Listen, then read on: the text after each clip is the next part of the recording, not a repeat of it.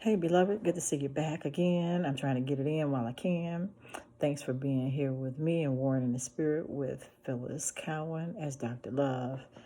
And today I want to talk about rejuvenating your incubation period. And I had all these topics that I wrote down. I didn't write any notes about them, but I started writing the topics down because all this time I've been away. I wasn't taking any notes and I wasn't active. And something said, Spirit said, just start making notes of your topic so you can talk about these things.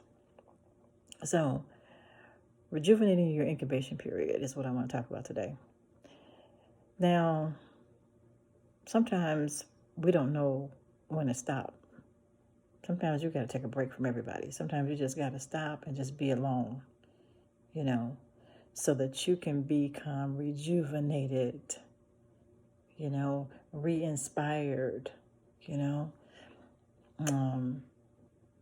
we want to go like the Energizer Bunny, but life is not like that. Everybody has to stop and take a break. We all rest. We all sleep. Our days are not full of consistent activity. Even going to the bathroom, that's a break. Getting up to have a coffee or a beverage of some type or eating, you're taking a break. The breakfast you eat in the morning, it's a break to eat, And when we, as spiritual beings, when we're going through our daily activities, sometimes we don't make time for prayer and meditation. Sometimes we don't make time to just reconnect with this spirit within, to basically reground ourselves. And that is so important, to be grounded and or regrounded. We lose sight of the vision. And the best way I can tell you that is, some years ago I was in school and I did a degree, and with this degree I wanted to go in one direction, and I found myself getting another degree in something completely different because I didn't stay grounded and stay focused. And when I got that degree, and I had plans, I wanted to do something with that particular degree. I wanted to do something that was going to be for the community, for the people that were have been formerly incarcerated, to try to do reparations for them, things like that. And eventually, because I wasn't so focused on that interest that was within, my interest changed. I didn't focus on it anymore. I didn't become rejuvenated by trying to think of ways, there's a lot of things I wanted to do concerning that. But in life, period, whatever it is that we're doing, we have to stop and get refocused and become regenerated and rejuvenated so that we can continue to have this zeal for whatever it is that's burning. You ever hit that burning desire to do something and you know you're going to do it, you just don't know the plan, but you kind of got a foothold of where you want to go or how you want to get there. And while you're focusing on all of that, it's just your energy level is just, it has escalated so high until you're just floating on a cloud with all this energy and spontaneity and desire for this thing that you put together in your mind, but you have to work out the plan in paper. That's what I'm talking about. Whatever it is that you're doing, sometimes we have to stop, look, and listen, and become rejuvenated, re-grounded, and re-approachable. Approach. I don't know how I got that word. Approachable. Reapproachable. And I say that because when we're constantly burning this energy, we're not giving it structure. The Bible says that the people perish because of a lack of vision. The vision can be there. It's already there. It's a picture in your mind. It's a thought. You got the vision. But how do you get the vision to hang, to be supported? That comes from within when you stop and you rejuvenate and you see the picture. Now you have to take the building blocks, you stack the building blocks because you're learning how to build upon this vision to make this vision plain.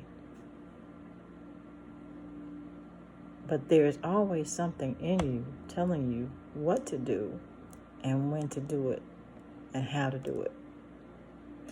Yes, sometimes we get behind. Sometimes we're not focused on, we get distracted. We're not focused directly on the things that we should be doing. But innately, pretty much, we get back. If it's something that we really desire to have or accomplish, we get back to it.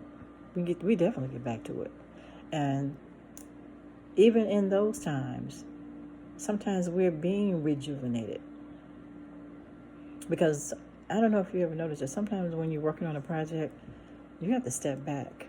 You have to kind of like, you get so exhausted, so frustrated, and so out of touch with what you're doing because you're up close and personal that you're not really looking at the main focus of what it is that you're trying to accomplish. You're more so looking at the vision that you thought you had or the vision that you had, but you're not trying to build the stepping stones and the building blocks to get there. You know, prime example, an artist draws a painting, water-based, oil-based, whatever it is, draws it. They come back and they fill it in with color, you know.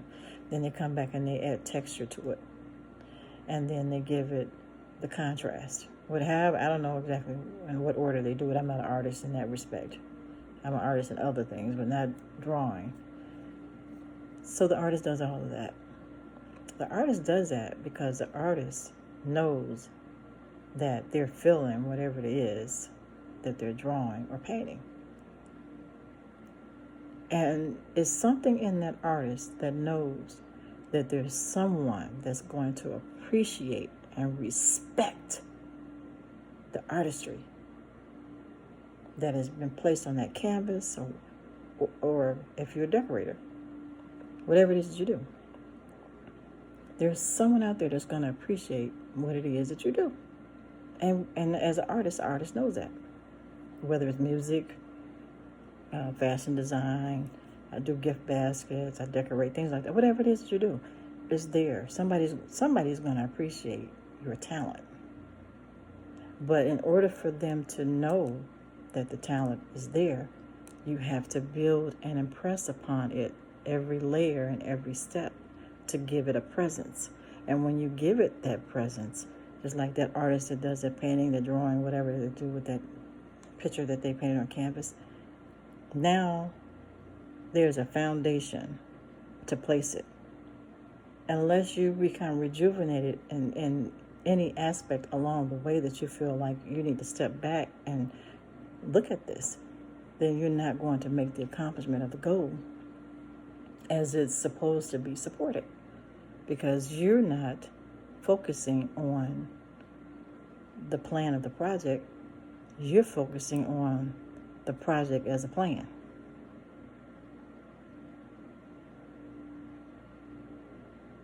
That's not what it is.